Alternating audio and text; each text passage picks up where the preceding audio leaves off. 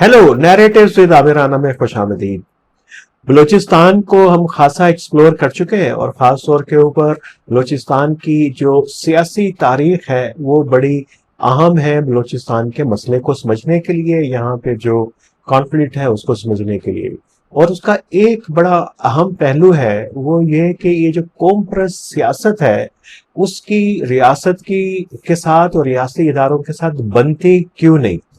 तो इस सिलसिले में हमने डॉक्टर इसहाक बलोच साहब को, जो नाइब सदर हैं नेशनल पार्टी के और उन चुनिंदा बलोच सियासतदानों में से हैं जो बहुत साहिब मुताला हैं, उनकी गहरी नज़र है तो बलूचिस्तान की तारीख के ऊपर, पाकिस्तान की तारीख के ऊपर, तो वो हम शायद इस सिलसिले में हमारी रहनुमाई कर सकते हैं। पहले तो डॉक्टर साहब बहुत शुक्रिया आपके वक्त का और खुश आमदीद। और सवाल वही है कि पाकिस्तान की जो रियासत की इशराफिया है उसका और बलोच कौम परस्तों का ताल्लुक है क्या, और इनमें कब कब इत्तेहाद हुआ और कब कब नफात चलता रहा आपस में। देखिए नहीं, वैसे तारीख तो बहुत लंबी तारीख है, उस पर हम जाएं तो काफ़ी वक्त लगेगा।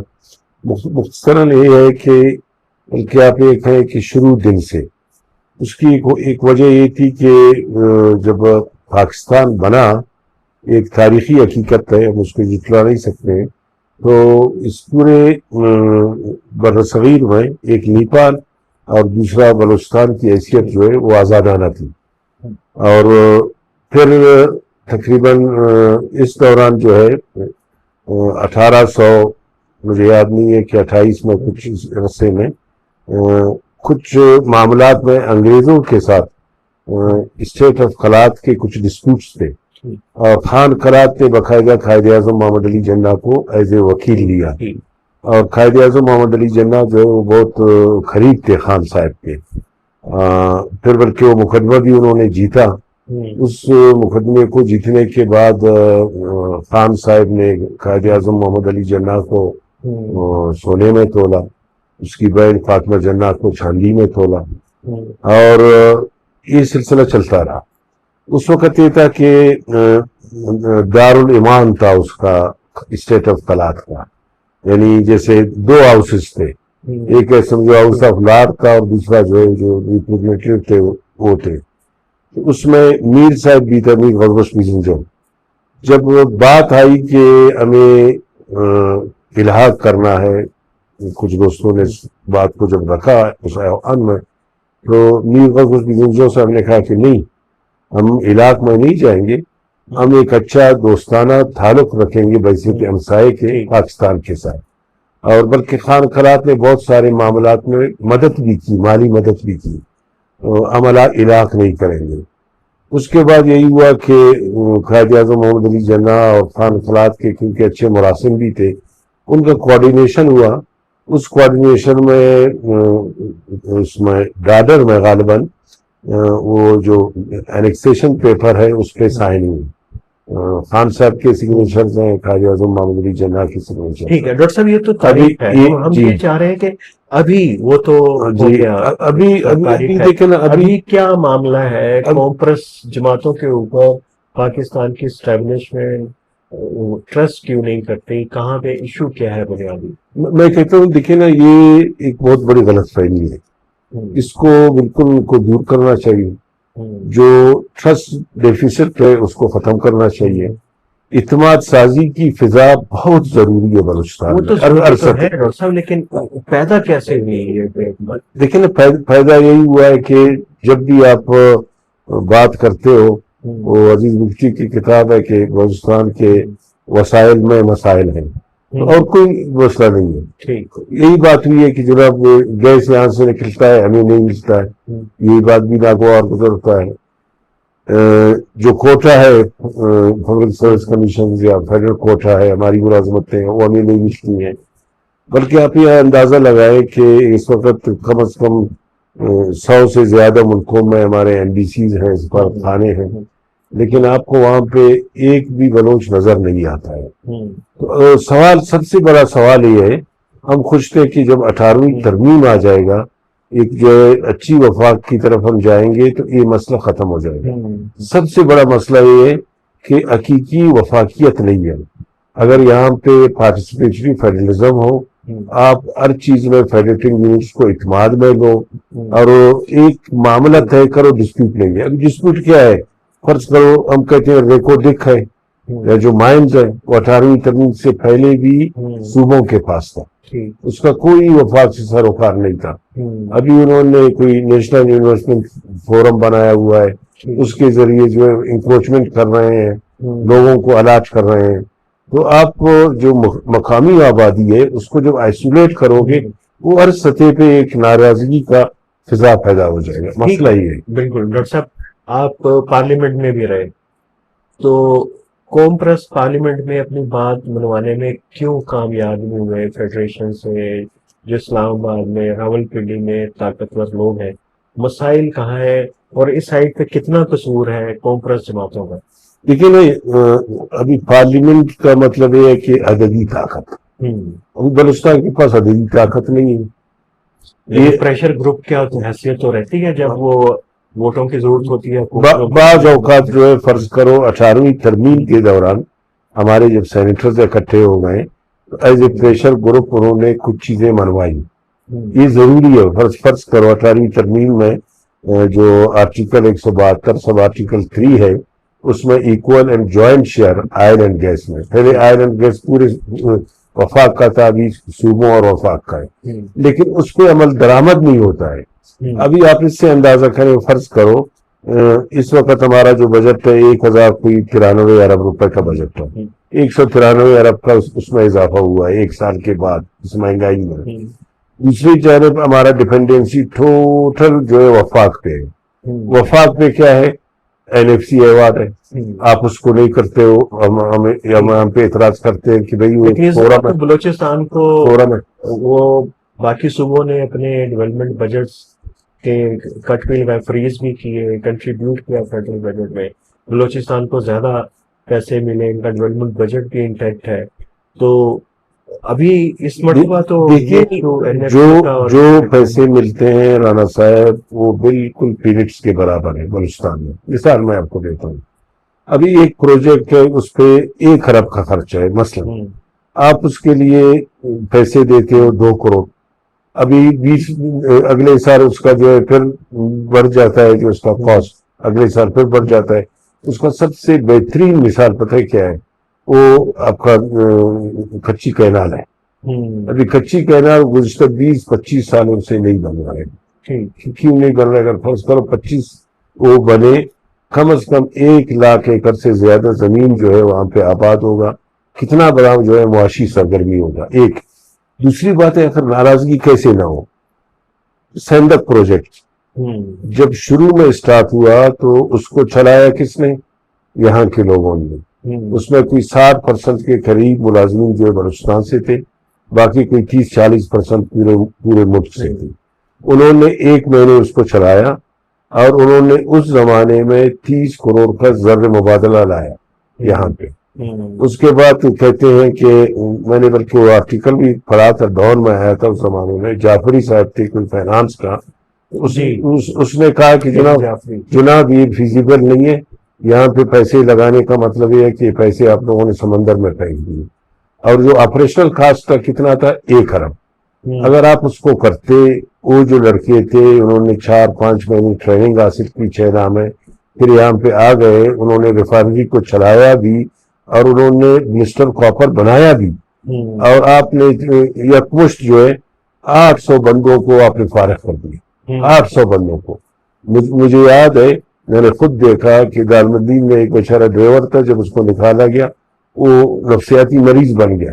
اس نے جو ہے ایک پوسٹر لٹکایا ہوا تھا اپنے گلے میں کہ مجھے نکالا ہے, مجھے واپس سائندک میں باہر تھا, گلیوں میں پھرتا تھا. تو یہ جتنے بھی چیزیں ہیں یہاں پہ جو مائنڈ سیٹ ہے اس کو بدلنے کی ضرورت ہے.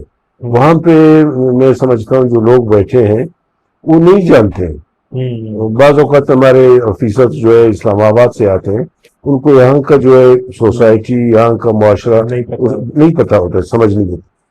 اب بھی فرض کرو بلوچستان کے 80% مسائل جو ہے وہ جرگوں کی صورت میں ہوتے ہیں. ہوں ہمارے جرگے ایسے جرگے نہیں ہیں جو خدا اکثر وہ تو ہم یہ تو سسٹم کلچر تو ایوالو ہوتے رہتے ہیں. نیشن اسٹیٹ جب بنتی ہے اس کے اندر تو چیزیں ڈفرینٹ طریقے سے چلتی ہیں، لیکن سوال ابھی بھی وہیں پہ ہے. وسائل کا تو ایک جھگڑا، وسائل کی جو بات بگٹی صاحب نے، عزیز بگٹی صاحب نے کتاب میں کی، آپ بھی اسے کہہ رہے ہیں.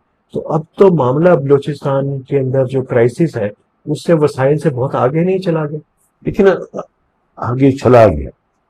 آگے اس لیے چلا گیا کہ جو کور ایشوز تھے ہوں ان کو ایڈریس نہیں کیا گیا. ہوں آپ نے یوتھ کو جو ہے روزگار نہیں دی، ہوں وہ اس کو اون نہیں کیا، اس کو اسکالرشپ نہیں دی، اور پھر آہستہ آہستہ یہ چیزیں جو ہے آگے بڑھتی گئی. ہوں اس کی وجہ سے، اور پھر دیکھیں نا دوسری بات، مائنڈ سیٹس بھی یہاں پہ دو ہیں. جب ڈاکٹر مالک صاحب کی حکومت تھی، یہ جو مسئلہ جی صورتحال تھی، لیکن ڈاکٹر مالک صاحب نے ایک بہت اچھی کوشش کی اور لوگوں کو منوایا. ہوں وہ مان بھی گئے، انہوں نے کہا ہم آئیں گے، اور ان کی کوئی ایسے مطالبات نہیں تھے. ڈاکٹر صاحب نے وہ تو لکھا ایک پیج پہ، ہوں لیکن یہاں پہ دو اوپینین تھے. ہمارے جو قیادت ہے، ایک نے کہا بھائی مذاکرات، ہوں دوسرے نے مذاکرات کے خلاف تھے. چلے لیکن اب بھی میں سمجھتا ہوں بلوچستان، جماعتیں کوئی ان کے پاس کوئی حل ہے بلوچستان لیکن اب اب سب سے پہلی بات یہ ہے کہ اعتماد سازی کا فضا قائم کرو. اعتماد، لوگوں کو اعتماد نہیں ہے. ایک کون قائم کرے؟ اسٹیٹ، ریاست، سب سے پہلے دیکھو نا، اس میں کوئی دو رائے نہیں ہے. بھلے کیا ہے لوگوں نے، کوئی اگر کسی نے جرم کیا ہے، کسی نے کوئی اس قسم کی جو ہے منفی عمل کیا ہوا ہے، آپ اس کو مسنگ نہیں کرو، آپ اس کو لاؤ، پیش کرو عدالت میں.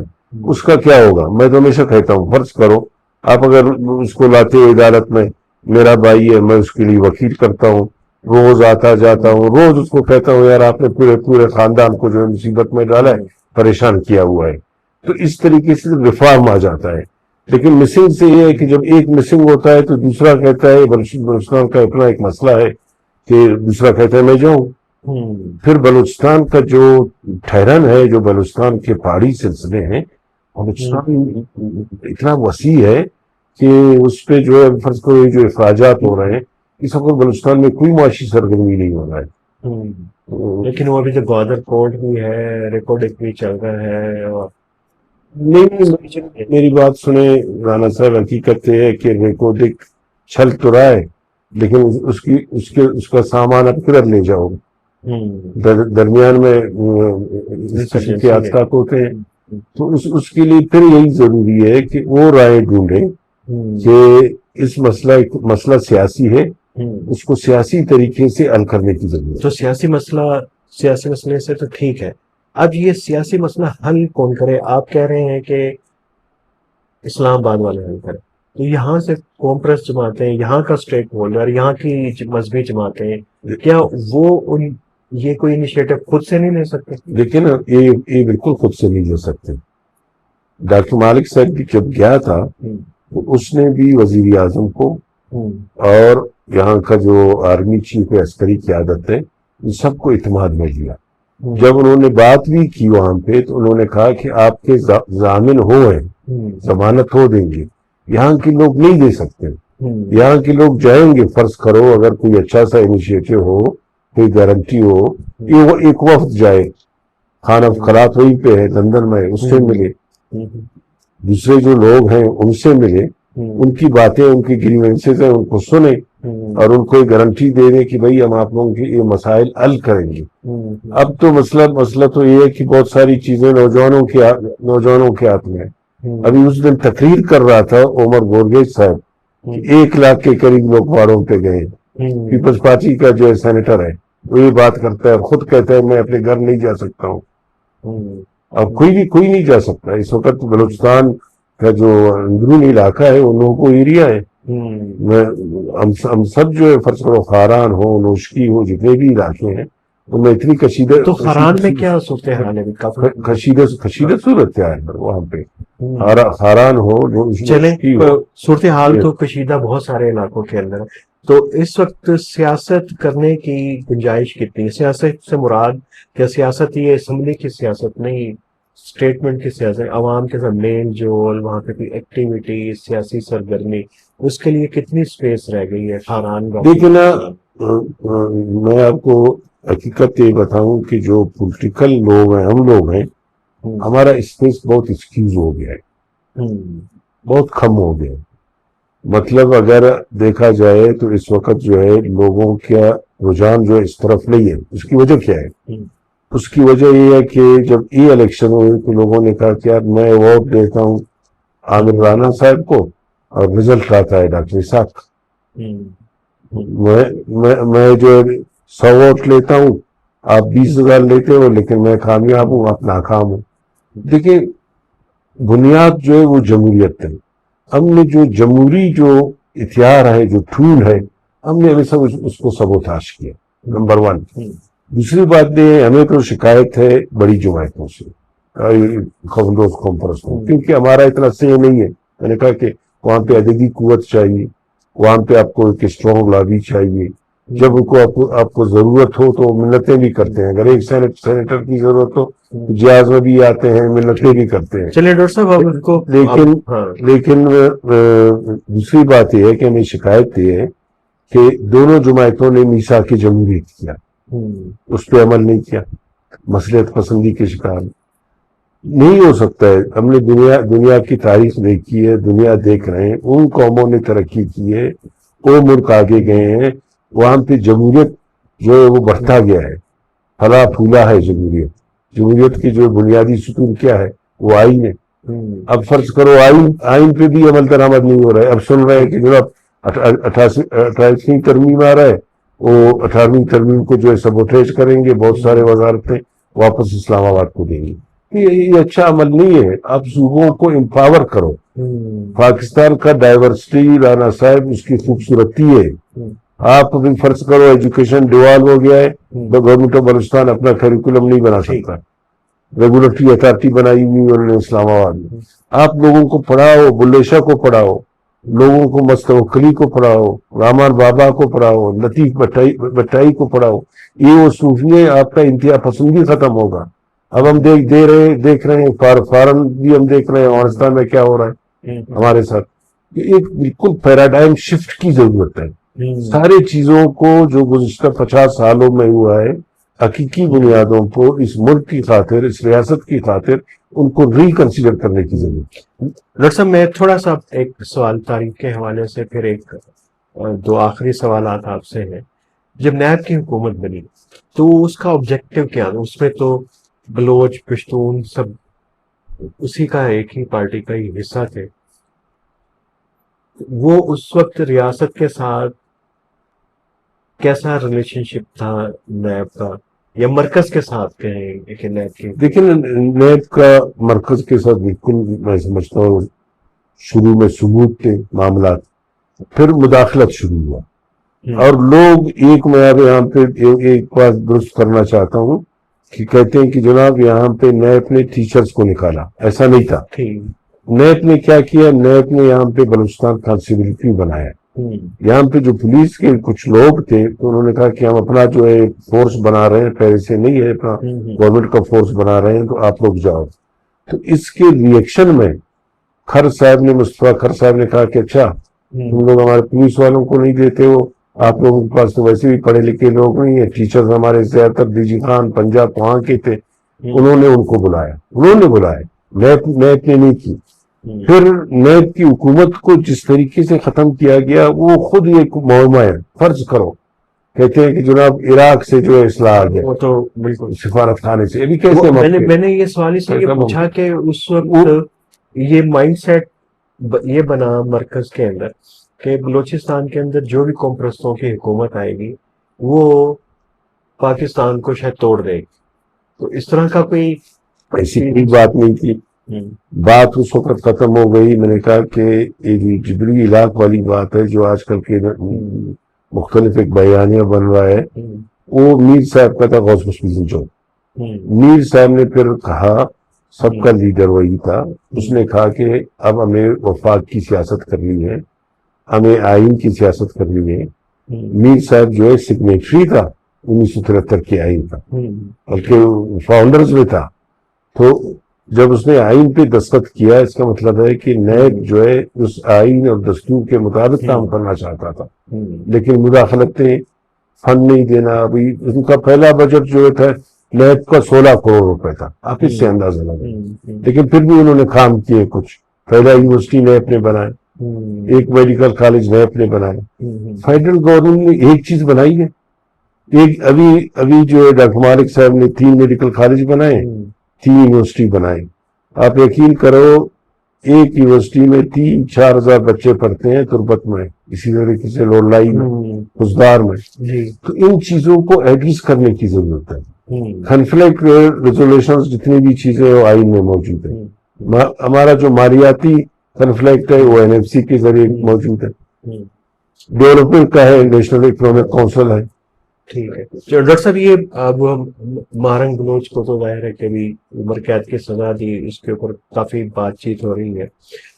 ریاست اس کو جیسے بھی فریم کرتی ہے، آپ مہرنگ بلوچ کو کیسے دیکھتے ہیں کہ وہ ایک سیاسی ایکٹر ہے، وہ کوئی سول موومنٹ چلا رہی تھی، ہیومن رائٹ ایکٹیوسٹ ہے، کیا آپ کو کیسے دیکھیں نا انہوں نے اپنے آپ کو جو پیش کیا مسنگ پرسنز کے حوالے سے، اور مسنگ پرسنز کا جو معاملہ ہے وہ واقعی ایک جو ہے انسانی مسئلہ ہے. سب سے اہم آبجیکٹو ان کا وہی تھا. ابھی گورنمنٹ نے خود بھی ریالائز کیا کہ جناب ہم سینٹر بنائیں گے، ان کو وہاں پہ رکھیں گے، لیکن ابھی تک کسی کو نہیں رکھا ہے. انہوں نے ان کو ملاقاتیں دیں گے، ان کو ٹرائل دیں گے. یہ جو نفسیاتی تذبذب ہے نا، اس سے ریاست لوگوں کو نکالے. فرض کرو اگر ایک ہمارے یہاں رواج ہے، ایک خاتون اگر اس کا شوہر غائب ہے وہ شادی نہیں کر سکتی. وہ 20 سال سے بیٹھی ہوئی انتظار میں کیا ہے، وہ زندہ ہے مردہ ہے. اس چیز کو بالکل اولین بنیادوں پہ ترجیح دینے کی ضرورت ہے اور اس کو حل کرنے کی ضرورت ہے. تو مہرنگ کو آپ سمجھتے ہیں کہ ہیومن رائٹس ایکٹیوسٹ ہے؟ اس کا پہلا ایجنڈا بالکل یہی مسنگ پرسنس کا تھا. کہتے ہیں بہت ساری باتیں، یا جو ہم بھی یہی کہتے ہیں خاص کر نیشنل پارٹی والے، کہ ہمیں معتدل ہونا چاہیے. نمبر 1 ہمیں جو ہے ہیومن رائٹس کی بات کرنا چاہیے. ہمیں پاکستان کے آئین میں 8 سے لے کر 20 تک جو آرٹیکلز ہیں وہ سب دستور کے ہیں، بنیادی حقوق کے ہیں. آپ ان پہ عمل درآمد کریں. اب آئین میں موجود ہے کہ بھئی میں کسی کو گرفتار کرتا ہوں تو ود ان 24 آورز مجسٹریٹ کے سامنے پیش کرتا ہوں. آپ کر لیں، یہ کام کر لیں. اس کو مضبوطی سے کریں. عدلیے پہ بھی لوگوں کا اعتماد بحال ہوگا. میں سمجھتا ہوں ملک کی بھی نیک نامی ہوگی نیشنل اور انٹرنیشنل سطح پہ. ٹھیک ہے ڈاکٹر صاحب، بہت شکریہ آپ کے وقت. اگلی مرتبہ جب ہم ملیں گے تو بلوچستان کی سیاسی تاریخ پہ بات کریں گے. انشاءاللہ. بہت شکریہ. Okay, thank you.